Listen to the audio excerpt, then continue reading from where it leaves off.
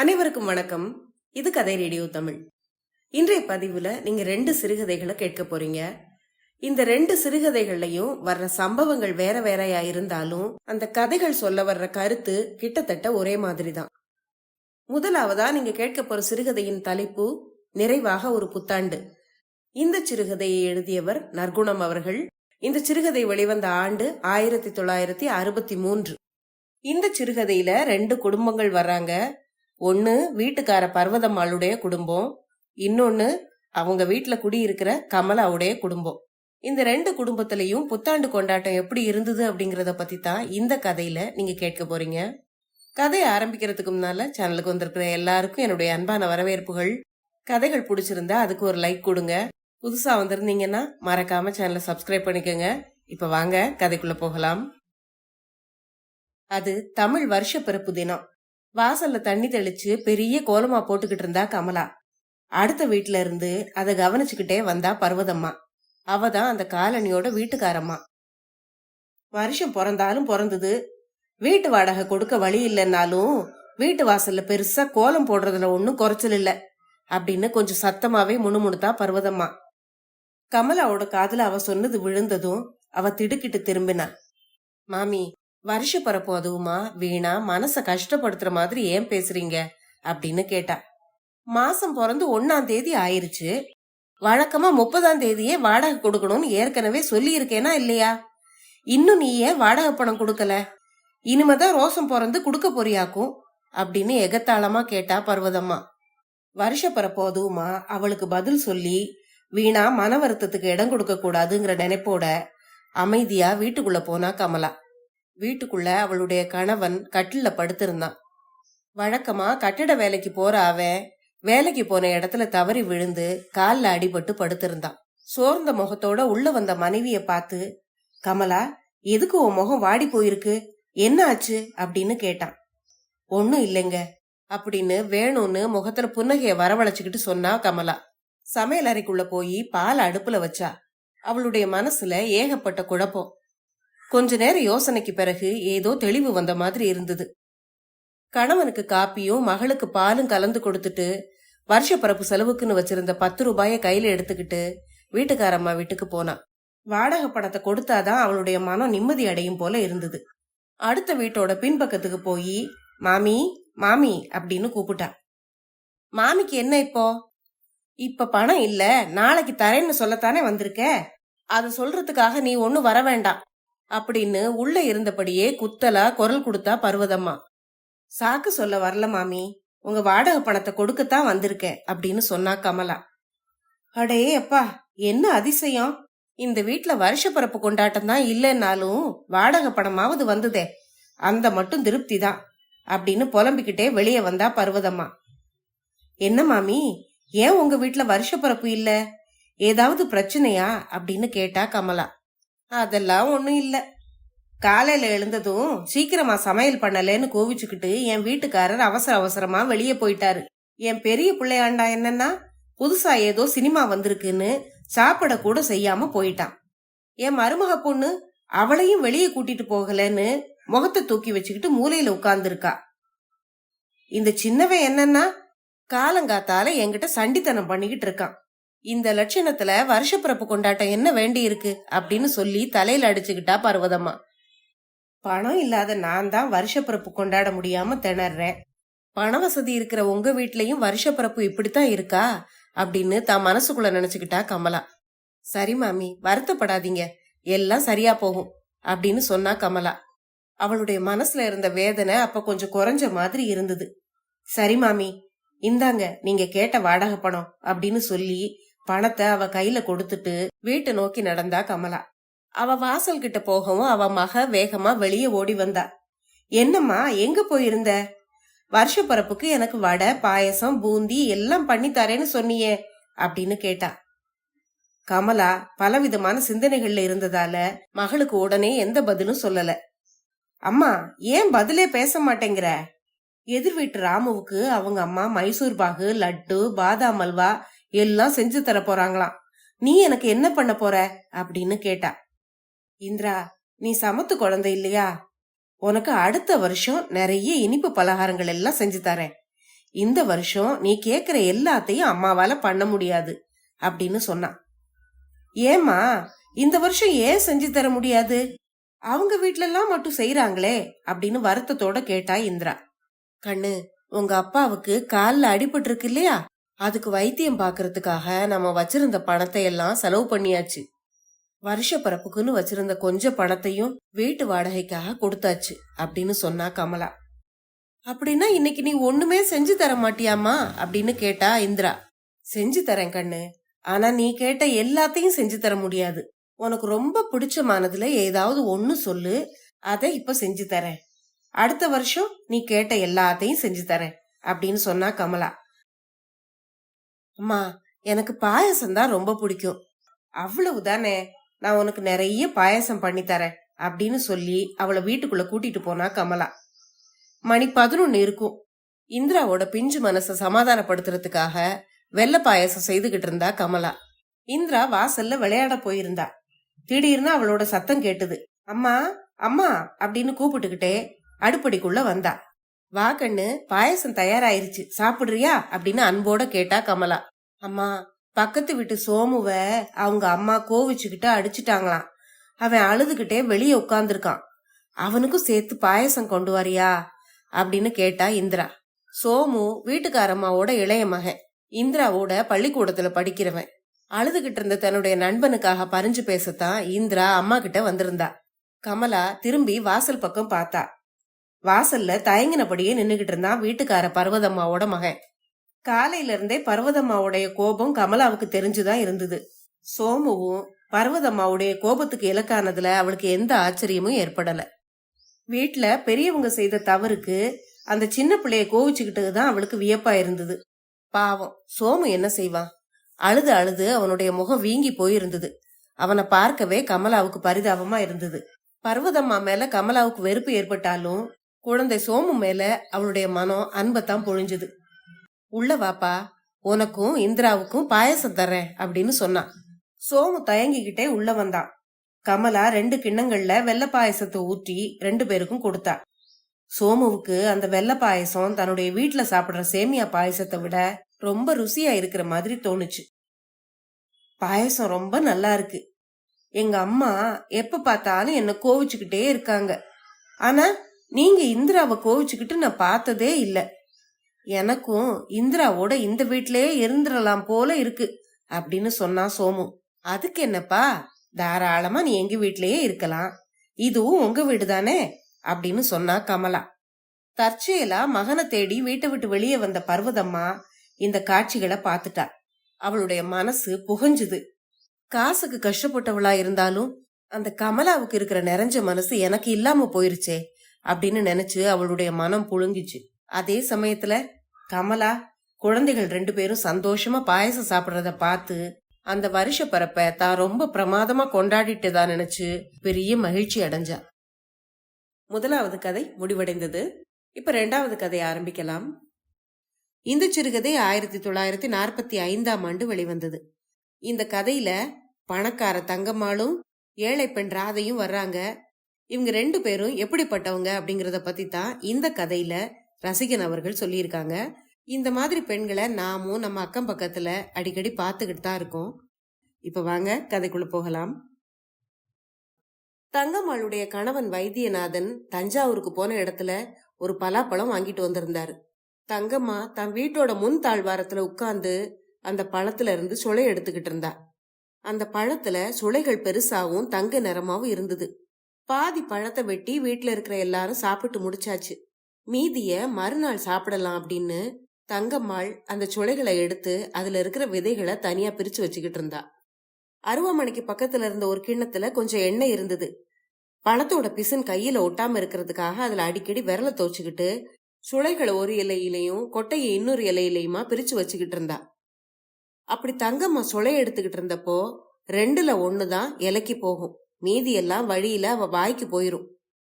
இப்படி அவளுடைய கையும் வாயும் மும்முரமா வேலை செஞ்சுக்கிட்டு இருந்த நேரத்துல வாசல்ல குழந்தைகளோட சத்தம் கேட்டுது. தங்கம்மா சட்டுன்னு பக்கத்துல இருந்த சட்டி ஒண்ணு எடுத்து இலைக்கு மேல கவுத்து வச்சுட்டா. ஓடி வந்த குழந்தைகள் 2க்கும் கிட்டத்தட்ட 4 வயசுதான் இருக்கும். அதுல ஒரு குழந்தை, அம்மா பலாப்பழ வாசனை அடிக்குதே, எனக்கு கொடுக்க மாட்டியா அப்படின்னு கேட்டுது. அந்த குழந்தை சிரிச்ச முகமா அழகா இருந்தது. அதோட இடுப்புல பட்டு கயித்துல தங்க சலங்கைகளை கோர்த்து கட்டி இருந்தாங்க. கால்ல ஒரு வெள்ளி காப்பு, கழுத்துல தங்க சங்கிலியில கோர்த்த ஒரு தாயத்து. பின்னால ஓடி வந்த குழந்தையோட இடுப்புல ஒரு கருப்பு கயிறும் அதுல ஒரு நாய்க்கொடியும் மாட்டப்பட்டிருந்தது. அதை தவிர எந்த ஆபரணமும் அந்த குழந்தையோட உடம்புல இல்ல. அந்த 2வது குழந்தை தான் சிநேகிதனோட ஓடி வந்ததே தவிர அவங்க வீட்டு தாழ்வாரத்துல ஏறவே இல்ல. இடையில இருந்த கதவு நதாங்கிய புடிச்சுக்கிட்டே நின்றுகிட்டு இருந்தது. தங்கம்மா தான் குழந்தைகிட்ட 2 பெரிய சுளைகளை கொடுத்தா. அவ்வளவுதான், நிறைய சாப்பிட்டா உடம்புக்கு ஆகாதுடா அப்படின்னு சொன்னான். அப்போ நாராயணனுக்கு அப்படின்னு அந்த குழந்தை கேட்டான். அவங்க வீட்டுலதான் தினமும் பழம் வாங்கிட்டு தானே இருக்காங்க அப்படின்னு முணுமுணுத்த தங்கம்மா இருக்கிறதுலே சின்னதா இருந்த 2 சுளைகளை எடுத்து இந்தாடா அப்படின்னு அந்த குழந்தைகிட்ட கொடுத்துட்டு, நீ வீட்டுக்கு போ, இருட்டி போச்சு, நாளைக்கு விளையாடலாம் அப்படின்னு அதட்டெல்லாம் சொன்னான். அந்த குழந்தை அதை வாங்கிக்கிட்டு வெளியே போகும்போது திண்ணையில உட்கார்ந்து புஸ்தகம் படிச்சுக்கிட்டு இருந்த அவ கணவர் வைத்தியநாதன், ஏண்டி இன்னும் 4 சுளை அந்த குழந்தைக்கு கொடுக்க கூடாதா? நமக்கு மட்டும்தான் வயிறு இருக்கா? நாம தான் நேத்தே வேண்டிய மட்டும் சாப்பிட்டுட்டோமே, அவங்கிட்ட அந்த பழத்துல இருந்து ஒரு துண்டு வெட்டி கொடு அப்படின்னு சொன்னாரு. அதை கேட்டதும் தங்கம்மாளுக்கு கோபம் வந்துருச்சு. அவ அந்த குழந்தைய திரும்ப கூப்பிட்டு 3/4 சொலை எடுத்த ஒரு கூரை ஒரு சின்ன இலக்கிளிசல போட்டு மூடி, இந்தாப்பா எனக்கு உத்தரவு வந்துருச்சு, என்னவோ பெருசா வாங்கி கொட்டி வச்சிருக்கிற மாதிரி தான் அப்படின்னு புலம்பிக்கிட்டே அந்த துண்டை தன்னுடைய கணவர் பாத்திராத மாதிரி அந்த பையனை வாசல்படி வரைக்கும் கூட்டிட்டு போய் விட்டுட்டு வந்தா. அந்த ஊரோட பேரு தேத்தாரம்பட்டி. அந்த ஊர்ல வைத்தியநாதன் பெரிய பணக்காரர். ரொம்ப நாளா அவங்களுக்கு குழந்தைகள் இல்லாம இருந்தது. அதுக்கப்புறம் கோயில் குளங்களுக்கு போயும் விரதம் இருந்தும் கடைசியா அவங்களுக்கு ஒரு மகன் பிறந்தான். வைத்தியநாதனுக்கு குழந்தைகள்னாலே எப்பவும் ரொம்ப பிரியம்தான். அதுவும் தனக்கு ஒரு மகன் பிறந்ததும் அவர் மற்ற குழந்தைகள் கிட்ட இன்னும் அதிகமான அன்பை காட்ட ஆரம்பிச்சாரு. ஆனா அவர் மனைவி தங்கம்மாளோ அவருக்கு நேர்மாறானவ. எப்பவுமே குழந்தைகளை கண்டா கரிச்சு கொட்டுவா. ரொம்ப நாள் கழிச்சு தான் ஒரு புள்ள பெத்துக்கிட்டதால தான் ஏதோ ஒரு அசாத்தியமான காரியத்தை பண்ணிட்ட மாதிரி அவளுக்கு ஒரு பெருமை. தன்னுடைய குழந்தை தெய்வ புறவின்னும் மத்த குழந்தைகள்லாம் ஏதோ மண்ணுல கடந்து எடுத்த மாதிரியும் பேசுவா. தன்னுடைய மகன் கிருஷ்ணமூர்த்திய மத்த குழந்தைகளோட சேர விடாம பொத்தி பொத்தி வளர்த்துக்கிட்டு இருந்தா. குழந்தைக்கு 2-3 வயசு ஆகி அவன் வீட்டை தாண்டி வெளியே போக ஆரம்பிச்சதும் கூட அவன் மற்ற வீடுகளுக்கு போயிடாதபடி அவ கண்ணுக்குள்ள வச்சு பாத்துக்கிட்டா. வைத்தியநாதனுக்கு அவ செய்யற காரியம் கொஞ்சம் கூட பிடிக்காது. ஒன்ன மாதிரியே அவனையும் ஓரியாக்க பாக்குறியா அப்படின்னு தன் மனைவி கிட்ட எரிஞ்சு விடுவாரு. அதுக்கு அவ, இந்த ஊர்ல இருக்கிற தரித்திரங்களுக்கு ஆங்காரமும் பொறாமையும் கொஞ்சம் நஞ்சம் இல்ல, நம்ம குழந்தைய கண்ணாலேயே முழுங்கிடுற மாதிரி பாக்குதுக, அதுங்கள தொட்டாலே அழுக்கு ஒட்டிக்கும் போல இருக்கு, எனக்கு என்னவோ அதுங்கள பார்த்தாலே வாந்தி எடுக்க வருது அப்படின்னு உதாசீனமா பேசுவா. ஆனா குழந்தை கிருஷ்ணமூர்த்தி அவளுடைய கட்டுப்பாட்டுக்கு முழுசும் அடங்கல. தெருக்கோடியில் இருந்த கூறு வீட்டு நாராயணனும் அவனும் இணை பிரியாத தோழர்களாயிட்டாங்க. இது தங்கம்மாளுக்கு கொஞ்சம் கூட பிடிக்கல. ஆனாலும் அவளால ஒன்னும் செய்ய முடியல. ஏன்னா நாராயணனுடைய தகப்பனாரும் தங்கம்மாளுடைய கணவர் வைத்தியநாதனும் இளம் வயது சிநேகிதர்கள். அது மட்டும் இல்லாம அந்த குழந்தை நாராயணன் சின்ன வயசுலயே சமத்தாவும் ரொம்ப கருத்தாவும் இருந்தான். இந்த காரணங்களால தன்னுடைய குழந்தை அவன் கூட பழகிறதுல வைத்தியநாதனுக்கு ரொம்ப சந்தோஷம். நாராயணனோட பழகிறதால கிருஷ்ணமூர்த்தி வேற எந்த தோழர்களையும் தேடாம இருந்தான். அதனால தங்கம்மாளும் தொலைஞ்சு போகட்டும் அப்படின்னு இருந்தா. தங்கம்மா கொடுத்த பலாப்பழ துண்ட வீட்டுக்கு தூக்கிட்டு போனான் நாராயணன். போற வழியிலேயே தனக்குன்னு கொடுத்த 2 சின்ன சொலைகளையும் ஒண்ணுக்கு பின் ஒன்னா வாயில போட்டுக்கிட்டான். பழம் தேன் மாதிரி இருந்தது. அதுலயும் அது வரைக்கும் அவனுக்கு பலாப்பழ ருசி தெரியவே தெரியாது. நாராயணனுடைய பெற்றோர்கள் பரம ஏழைகள். அதுலயும் அவன் தகப்பன் உடம்பு வணங்காதவன், உழைச்சு சம்பாதிக்க தெரியாதவன். கல்யாணம் எங்கே கல்லெடுப்பு எங்கேன்னு போய் தண்டச்சோறு சாப்பிடுறதும் காசு கிடைக்குதுன்னா பொய் சாட்சி சொல்றதும் அவனுடைய வழக்கங்களா இருந்தது. மாசத்துக்கு ஒரு நாள் அரை நாள் தான் வீட்டுக்கே வருவான். அப்படி வரும்போது காலனா அரையனா கொண்டு வந்து கொடுத்தா தான் உண்டு. அப்படி கொடுக்கலனாலும் அவன் மனைவி பாவம், வாயை திறந்து கேட்டுறக்கூடாது. திறந்தா வாயிலேயே ஒரு அறை விழும். கணவன் சரியில்லைனாலும் அந்த உத்தமி ராதை தானும் தான் குழந்தையும் வயிறு வளர்க்கறதுக்காக 4 இடங்கள்ல வேலை செஞ்சு கௌரவமா காலத்தை ஓட்டிக்கிட்டு இருந்தா. அவ நல்ல புத்திசாலி. ஏழை வீட்டு பொண்ணா இருந்தாலும் யாருக்கிட்டையும் காலனா கொடுங்கன்னு இறந்து கேட்க மாட்டா. ஆனா எந்த வேலை கொடுத்தாலும் செய்வா. கொஞ்ச நேரம் கூட சும்மா இருக்க மாட்டா. வம்பு வளர்க்க அவளுக்கு பொழுதும் இல்ல, இஷ்டமும் இல்ல. அதனாலேயே அவளை கண்டா தங்கம்மாளுக்கு பிடிக்கவே பிடிக்காது. தங்கம்மாளுக்கு எப்பவுமே தான் பெரிய பணக்காரிங்கிற கர்வம். ஊர்ல இருக்க எல்லா பெண்களும் தனக்கும் தன்னுடைய பணத்துக்கும் அடிமைங்கிறது அவளுடைய நினைப்பு. அக்கம் பக்கத்துல இருக்கிற பெண்கள்லாம் தன்னுடைய உத்தரவை எதிர்பார்த்தபடி இருக்கணுங்கிறது அவளுடைய எண்ணம். கூப்பிட்ட குரலுக்கு ஏன்னு கேட்டா தானே ஏதாவது 2 காயோ கறியோ கையில் ஆகப்பட்டதை கொடுக்க தோணும் அப்படின்னு சொல்லுவா. அப்படி இருந்தாலும் அவளுக்கு எப்பவும் பணிவிட செய்ய 10 பேர் காத்திருப்பாங்க. பகல் நேரத்துல தோசைக்கு அரைக்கணும், முறுக்கு சுத்தணும்னு அக்கம் பக்கத்துல உள்ளவங்கள கூப்பிடுவா. வேலை செஞ்சு முடிச்சுட்டு கிளம்பும் போது அரைப்படி புளிச்ச மோரையோ இல்ல அவிஞ்சு போன கத்திரிக்காயையோ கையில கொடுப்பா. அந்த பாவப்பட்ட ஜென்மங்களும் அதை வாங்கிக்கிட்டு தன்னுடைய வீட்டுக்கு போய் சேரும். அவளோட இந்த ஜம்பம் எல்லாம் ராதை கிட்ட எப்பவுமே பலிச்சதில்ல. அதனாலதான் ராதை மேல அவளுக்கு அநியாயத்துக்கு வெறுப்பு இருந்தது. அவ அடிக்கடி தங்கம்மா வீட்டுக்கு வர்றதில்ல. அவ வீட்டுக்கு வந்து வேலை பாக்குறதோ எந்த ஒத்தாசையும் எதிர்பார்க்கறதோ இல்ல. ஆனாலும் அவங்க குடும்பத்துடைய கஷ்டத்தை பார்த்து வைத்தியநாதன் அப்பப்போ அவங்களுக்கு ஏதாவது உதவி செய்வாரு. அது அவ மறுக்கிறது இல்ல. தங்கம்மாளுக்கு தன் கணவர் அவங்களுக்கு உதவி செய்யறது பிடிக்காது. ஆனாலும் அவளால தடுக்க முடியல. மனசு பொறுக்காம தான் வீட்டுக்கு வர்ற அடிமைகள் கிட்ட சொல்லி புலம்புவா. திங்கிறது தவிடா இருந்தாலும் அந்த ராதைக்கு எவ்வளவு ஒய்யாரம் பாரு அப்படின்னு புலம்புவா. தங்கம்மா கிட்ட இருந்து பலாப்பழ துண்டை வாங்கிட்டு போன குழந்தை நாராயணன் அதை அவன் அம்மா கிட்ட போய் கொடுத்தான். அம்மா, கிருஷ்ணமூர்த்தி வீட்டுல இந்த பலாப்பழம் கொடுத்தாங்க. எனக்கும் 2 சொல கொடுத்தாங்க. நான் தின்னு பார்த்தேன், ரொம்ப நல்லா இருந்தது அப்படின்னு சொன்னான். அதை கேட்டு அவனுடைய தாய் அசையவே இல்லை. அடுப்புல கொதிச்சுக்கிட்டு இருந்த சோத்து பானையே பாத்துக்கிட்டு இருந்தா. அவளுடைய கவனத்தை கலைக்க கூடாதுன்னு தானும் சத்தம் போடாம பக்கத்துல இருந்த தூண்ல சாஞ்சு உட்கார்ந்தான் நாராயணன். அந்த பலாப்பழ துண்டுக்கு மேல இருந்த இலைய விலக்கிட்டு அதுல சொலை இருக்குதான்னு தேடி பார்த்தான். அவனுக்கு இருந்த அவசரத்துல அதுல இருந்த தாளை பிச்சு வாயில போட்டுக்கிட்டான். சேச்சே, இது என்ன இனிக்கவே மாட்டேங்குது, கிருஷ்ணமூர்த்தியோட அம்மா கொடுத்தப்ப ரொம்ப இனிப்பா இருந்ததே அப்படின்னு சொன்னான். அதை கேட்டு அது வரைக்கும் எதையோ யோசிச்சுக்கிட்டு உட்கார்ந்திருந்த ராதை சட்டுன்னு திரும்பி பார்த்தா. எங்க அந்த பழத்தை இப்படி கொண்டா பாப்போம் அப்படின்னு அதை கையில வாங்கினான். கிட்டத்துல இருந்த தகர விளக்கு வெளிச்சத்துல பார்த்தா. அந்த பலாப்பழ துண்டுல பழங்கள் எடுக்கப்பட்டு 1-2 சின்ன சுளைகள் மட்டும் தாளால மூடப்பட்டு இருந்தது. மற்றபடி அந்த துண்டுல முழுசும் தாள்கள் தான் இருந்தது. அவ நிமிர்ந்து தன்னுடைய குழந்தையோட முகத்தை பார்த்தா. அம்மா நல்ல நல்ல சுளைகளா எடுத்து தான் கையில கொடுக்க போறாங்கிற நம்பிக்கையோட அவன் பாத்துக்கிட்டு இருந்தான். ராதையோட மனசுல துக்கம் நிறைஞ்சுது. ஐயோ, இப்படி கூட ஒரு குழந்தைய ஏமாத்துவாங்களா, பாவிகள் அப்படின்னு சொல்லி அந்த பலா துண்டை கீழே போட்டுட்டு நாராயணனை வாரி கட்டிக்கிட்டா. அவளுடைய கண்கள்ல இருந்து கண்ணீர் தார தாரையா வழிஞ்சுது. அம்மா அழுறத பார்த்ததும் நாராயணனுக்கும் அழுக வந்தது. அவன் வாயே திறக்கல.